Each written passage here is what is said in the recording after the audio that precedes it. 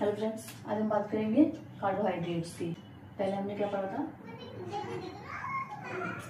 Carbohydrates के बारे में पढ़ा था। अब हम उसके प्रकार के बारे में बात करेंगे। कार्बोहाइड्रेट्स जो है किसका स्रोत होते हैं? ऊर्जा का। किसका स्रोत है? ऊर्जा का। स्रोत किसका है? ऊर्जा का। ठीक है। और इसमें 1:2:1 का क्या पाया जाता है? कार्बन, हाइड्रोजन और ऑक्सीजन।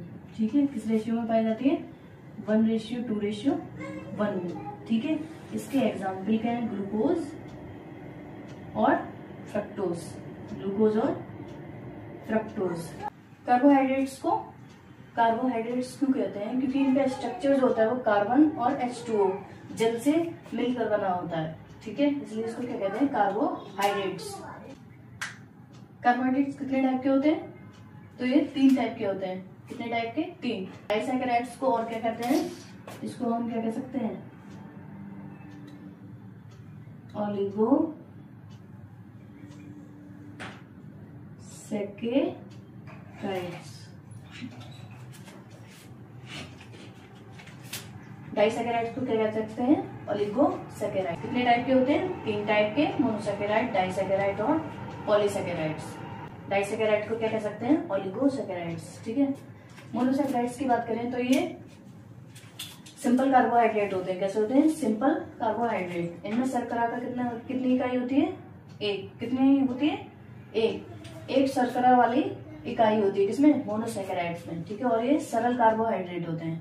इनके एग्जाम्पल जैसे ग्लूकोज है, फ्रक्टोज है, ये क्या है इनके एग्जाम्पल?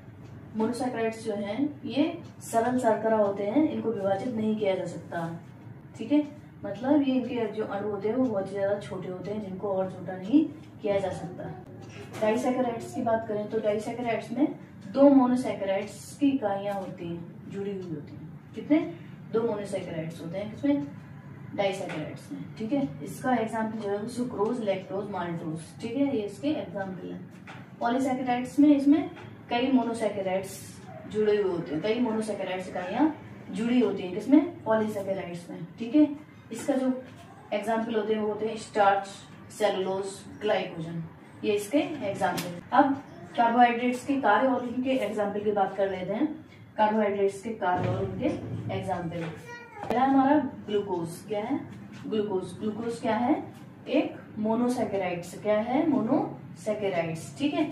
ये क्या करता है? इसका वर्क क्या होता है? ये शरीर की सेल्स का क्या करता है? शरीर की सेल्स को एनर्जी प्रोवाइड करता है। क्या करता है? शरीर की सेल्स को एनर्जी प्रोवाइड करता है। कौन? ग्लूकोज। और ये कैसा सैकेराइड है? मोनोसैकेराइड। ठीक है। नेक्स्ट आता है हमारा फ्रक्टोज। फ्रक्टोज जो है ये भी क्या है? मोनोसैकेराइड्स। क्या है? मोनोसैकेराइड्स। ये किसमें होता है? ये फलों में पाया जाता है। किसमें पाया जाता है? फलों में। नेक्स्ट है हमारा सुक्रोज। ये कैसा, किसका एग्जाम्पल है? ये डाइसैकेराइड्स का। ये किसका एग्जाम्पल है? डाइसैकेराइड्स का सुक्रोज। ठीक है। ये किसमें होता है? ये गन्ने की चीनी में, जो हमारी चीनी होती है गन्ने से बनी हुई, उसमें होता है। क्या? सुक्रोज। ठीक है। नेक्स्ट है हमारा लैक्टोज। ये कैसा है? ये भी डाइसैकेराइड। कैसा है? डाइसैकेराइड। ठीक है। ये दूध में पाई जाने वाली, ये क्या है? दूध में पाया जाता है। दूध में हल्की सी जो मिठास होती है वो किसकी वजह से होती है? लैक्टोज की वजह से। किसकी वजह से? लैक्टोज की वजह से। नेक्स्ट है हमारा स्टार्च। क्या है? स्टार्च। ये कैसा होता है? ये पॉलीसैकेराइड होता है। कैसा होता है? पॉलीसैकेराइड। ठीक है। ये क्या करता है? पौधों में ऊर्जा भंडारण का वर्क करता है। स्टार्च क्या है? वो पौधों में एनर्जी को स्टोर करके रखता है। ठीक है। नेक्स्ट है हमारा ग्लाइकोजन। ये कैसा सैकेराइड है? पॉलीसैकेराइड। ग्लाइकोजन कैसा है? पॉलीसैकेराइड। और ये क्या करता है? ग्लाइकोजन ये जानवरों में ऊर्जा का भंडारण करता है। ऊर्जा का भंडारण करता है। पौधों में ऊर्जा का भंडारण कौन करता है? स्टार्च। और जानवरों में ऊर्जा का भंडारण कौन करता है? ग्लाइकोजन। ठीक है। पौधों में एनर्जी का स्टोर कौन करता है? स्टार्च। और जानवरों में, एनिमल्स में कौन करता है ऊर्जा का भंडारण? ग्लाइकोजन। नेक्स्ट है हमारा सेलुलोज। ये कैसा सैकेराइड है? पॉलीसैकेराइड। कैसा? पॉलीसैकेराइड। ये क्या करता है? पौधों की कोशिका भित्ति का फॉर्मेशन करता है। पौधों की कोशिका भित्ति का फॉर्मेशन करता है। और ये एनिमल्स में क्या करते हैं? ये क्या होते हैं, एक टाइप के फाइबर होते हैं। क्या होते हैं, एक टाइप के फाइबर, जो क्या करते हैं एनिमल्स में, जो उनकी डाइजेस्टिव सिस्टम होती है उसको बूस्ट करते हैं, उसको बूस्ट करते हैं। जो हमारी इंटेस्टाइन है उनको क्या करते हैं, एक तरह का साफ करने का वर्क कौन करता है, फाइबर। कौन करता है, फाइबर या सेलुलोज। ठीक है, नेक्स्ट ग्लूकोज की बात करें तो ग्लूकोज का जो सूत्र होता है वो क्या होता है, C6H12O6। ठीक है, C6H12O6। ये कौन से सैकराइड होते हैं, ग्लूकोज कौन से सैकराइड होते हैं, मोनो। कौन से होते हैं, मोनो।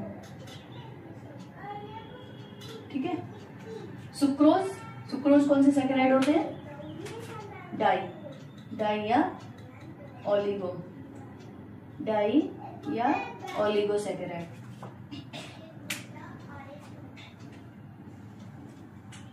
ठीक है, जो मोनोसैकेराइड में कितने होते हैं, शर्करा का एक इकाई वाला होता है, और डाइसैकेराइड क्या होते हैं, मोनोसैकेराइड के डबल होते हैं। डाइसैकेराइड मोनोसैकेराइड के डबल कार्बन होते हैं। यहाँ देखिए ये हमारा मोनो, इसमें कितने हैं 6, जो डाई में आया वो हमारा कितना हो गया, डबल उसका। ठीक है, 12। ठीक, तो ये क्या है हमारे डाइसैकेराइड। ठीक है, सुक्रोज। नेक्स्ट है हमारा स्टार्च, सेलुलोज और ग्लाइकोजन। स्टार्च, सेलुलोज और ग्लाइकोजन, ये क्या है हमारे पॉलीसैकेराइड। क्या है, पॉलीसैकेराइड, पॉलीसैकेराइड। ठीक है, नेक्स्ट बात करते हैं मोनोसैकेराइड्स की। मोनोसैकेराइड्स का जो सूत्र होता है, फॉर्मूला होता है, वो क्या होता है, CnH2nOn। जो हाइड्रोजन है उसकी, उसमें क्या होते हैं, 2 अणु होते हैं, 2 मॉलिक्यूल होते हैं। ठीक है, नेक्स्ट बात करते हैं हम कार्बोहाइड्रेट जो है वो किन ग्रुपों से जुड़े हुए होते हैं, किन ग्रुपों से ऐड होते हैं। पहला क्या है हमारा कार्बन, ये भी कार्बन है, ये फर्स्ट कार्बन है, सेकंड, थर्ड। ठीक है, तो ये फर्स्ट जो कार्बन है वो किससे जुड़ा हुआ है, डबल बॉन्ड के साथ, किससे, ऑक्सीजन से जुड़ा हुआ है। ठीक है, अगर हम इसको निकालें तो ये कैसा लिखा जाएगा, ये हाइड्रोजन और डबल बॉन्ड। ठीक है, ठीक, ये कौन सा ग्रुप हो गया, ये जो है ये कौन सा ग्रुप हो गया, एल्डिहाइड। कौन सा, एल्डिहाइड ग्रुप। ठीक है, कौन सा ग्रुप हो गया, एल्डिहाइड ग्रुप। जब कार्बन, जो मोनोसैकेराइड होते हैं वो बहुत सारे कार्बनों से मिलकर बने होते हैं। ये कार्बन जो होते हैं वो सिंगल बॉन्ड के द्वारा जुड़े होते हैं, और ये डबल बॉन्ड से जब ऑक्सीजन के साथ जुड़ जाते हैं तो ये कौन सा ग्रुप का फॉर्मेशन कर लेते हैं, एल्डिहाइड ग्रुप का। किसका, एल्डिहाइड ग्रुप का। ठीक है, और ये इस ग्रुप को हम क्या कहेंगे, जब कार्बन से ऑक्सीजन जुड़ेगा, जब कार्बन से ऑक्सीजन जुड़ेगा तो वो क्या कहलाएगा, कार्बोनिल समूह। क्या कहलाएगा, कार्बोनिल समूह। ठीक है, और जब कार्बन किससे, एल्कोहलीय और हाइड्रोक्सी ग्रुप से जुड़ेगा, ये हाइड्रोक्सी ग्रुप है, कार्बन किससे जुड़ा है, हाइड्रोक्सी ग्रुप से।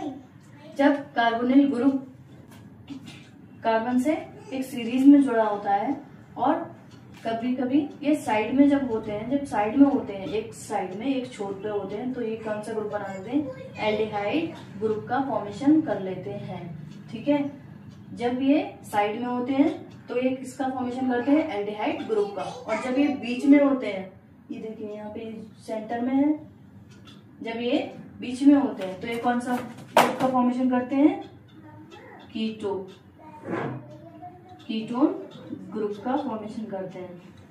ठीक है, जब साइड में जुड़ा होगा डबल बॉन्ड से तो क्या हो जाएगा, एल्डिहाइड ग्रुप। जब बीच में जुड़ा होगा कार्बन के साथ डबल बॉन्ड से तो वो कौन सा फॉर्मेशन करेगा, ग्रुप का, कीटोन ग्रुप का।